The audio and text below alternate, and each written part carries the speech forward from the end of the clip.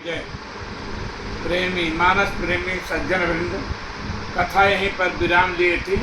सानुज मिल पल मोह सब काहू। अब कथा इसके आगे बढ़ेगी।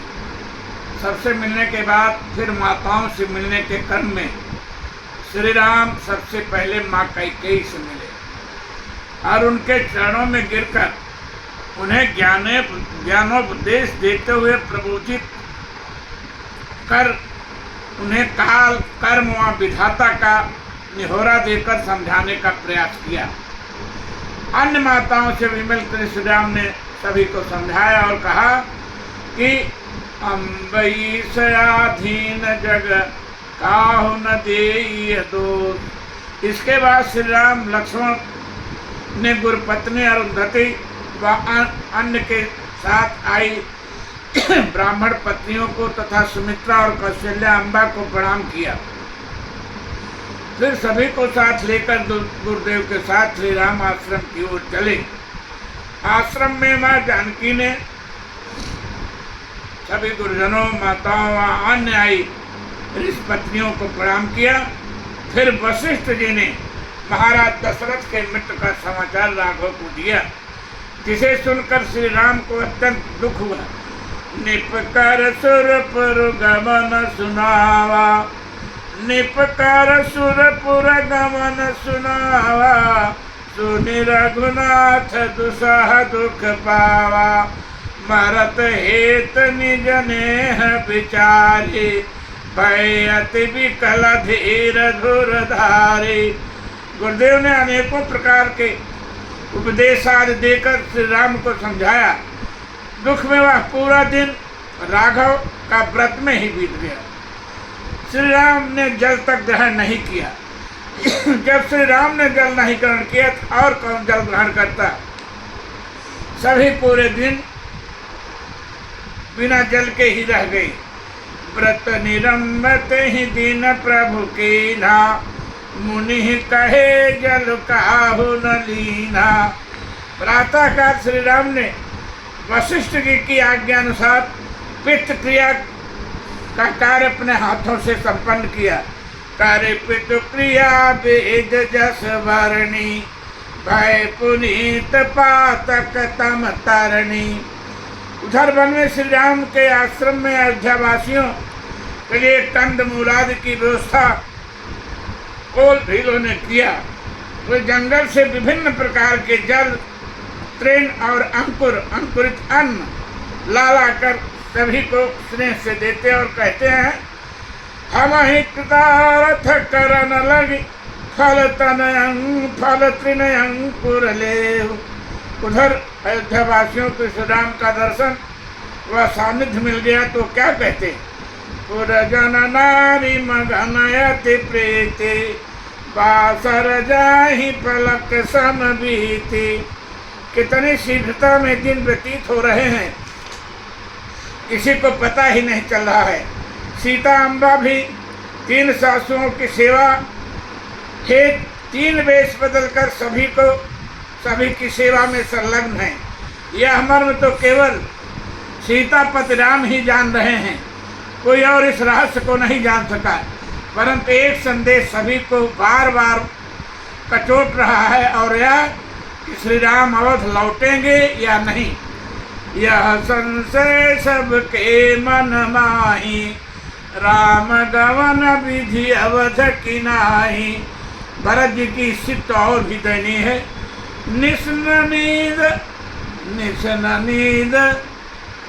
नहीं भूख दिन भरत, निस्न नींद नहीं भूख दिन भरत, विकल सुचि सोच। केवल एक ही चिंता भरत को खाए जा रही है, कहीं विध होई राम अभिषेक। वो सोचते हैं कि भले ही प्रभु मेरे कहने से न लौटे, परंतु अवश्य फिर ही गुरु आए सुख माने। फिर सोचते हैं गुरुदेव तो श्री राम के देख कर ही कुछ कहेंगे।